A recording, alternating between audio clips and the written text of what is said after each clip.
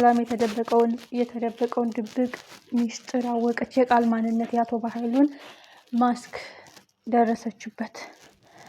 ከመጀመሪያው ጀምሮ አደራዬን በልቶ ሲጠብቀኝ ልጄን አደራ ሰጥቼው ጎዳና ላይ አውጥቶ ሲጥላት መጠርጠር ነበረብኝ ስትል ለብሌን ነገረቻት። በቃ ልጄ ነው የምትመስለኝ፣ ሲጀመር የልጄ ጠረን ነው የሚሸተኝ፣ አንቺን ሳቅፍ በቃ ከልጅነትሽ ጀምሮ ያለው ጠረን ይመጣብኛል። ቃል ጋ ግን ምንም የማየው ነገር የለም። በተለይ ከጊዜ በኋላ እውነታው እየተገለጸልኝ መጥቷል ትላለች።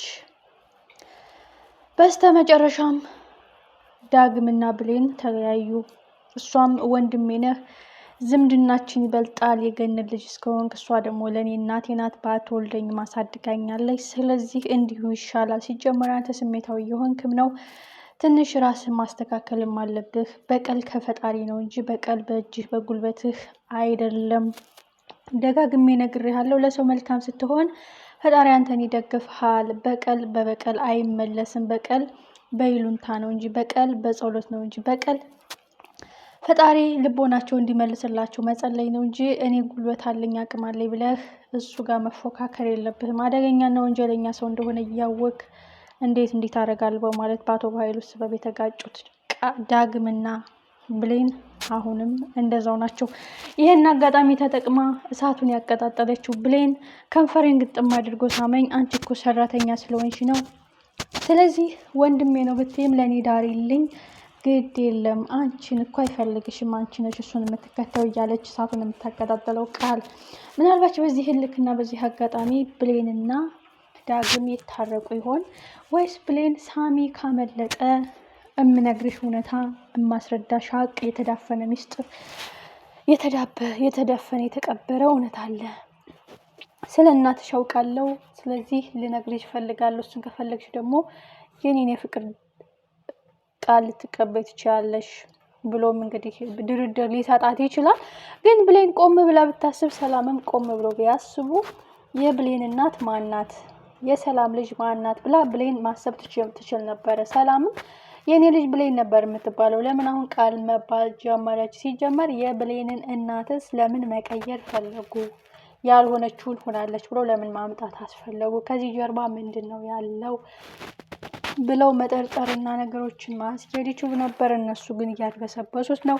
ቃልና በኃይሉ ደግሞ ብልጠታቸውን ተጠቅሞ ነገሩን ሰፋ ረቀቅ እያደረጉን ይሄ ጉዳይ የበለጠ ወጥመድ ውስጥ ከቷቸው እውነታው እንዲገለጽ ሀቁ እንዲፈነዳ ሊያደርገው ይችላል። በተለይ የቃል ጓደኛ አሁን አፈንግጣለች። ምክንያቱም አዘኔታና ምሕረት እያሳየች ነው።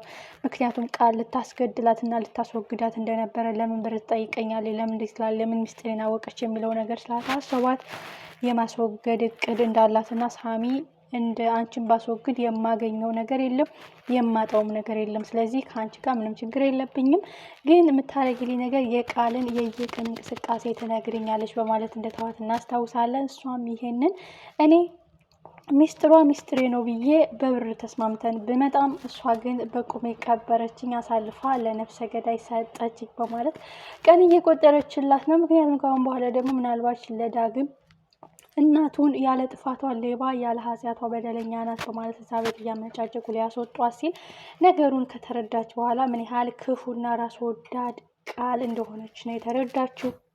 አንቺ እንደ ሰው ለምን ደግሞ አታስቢው? ገንዘብ ስትይ ራስሽን አተሻል።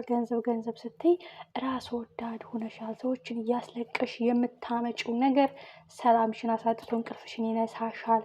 ስለዚህ ለዛም ነው እስከዛሬ ሰላም ያላገኘሽው፣ ደስተኛ ህይወት ያልኖርሽው፣ የውሸት ህይወት እየኖርሽ ያለሽው። የሰው ህይወት ብትቀሚም አንድ ቀን ደስተኛ ስትሆኛ አይቼሽ አላቅም። በዚህ ሁኔታው ተገለጸ፣ ሀቁ ፈነዳ፣ ደረሱብኝ ያለሽ። በዚህ ደግሞ ተንኮልና ክፋትሽን እያረቀቅሽ መልሶ ወጥመዱ ሲጥልሽ እናያለን። ስለዚህ ቃል አንቺ እንደ ሰው አይደለሽም እንዴ ከሰው የማታስቢው ስትል ልክ ልኳን ነግራታለች። አንቺ አይመለከትሽም፣ ሁልጊዜ የኔ ጥገኛ ነሽ እያሉ ሲጨቃጨቁ ወይዘሮ ሰላም ሰምታለች። አንቺ ማለት ራስ ወዳድ ነሽ፣ የሰላም ሀብትን እየተማመንሽ አንድ ላቆ የሚያኖርሽ መስሎሻል። ሰላም ሚስጥርሽና የተደበቀውን እውነታውን ስትሰማ ምን እንደምታረግ ጠንቅቀሽ ታውቂያለሽ የሚለውን እያወሩ እያለ እንግዲህ ሰላም አንቺ የእሷ ትክክለኛ ልጅ እንዳልሆንሽ እና የሚለውን እንድሰማ በጣም ብዙዎቻችን ነበር ሀሳብ የሰጠነውና እንግዲህ ወይዘሮ ሰላም የሰማችው የዳግምና ገነት እናትና ልጅ ለምን እንዴ ጨከንሽ ለምን የሚለውን ነገር ነው።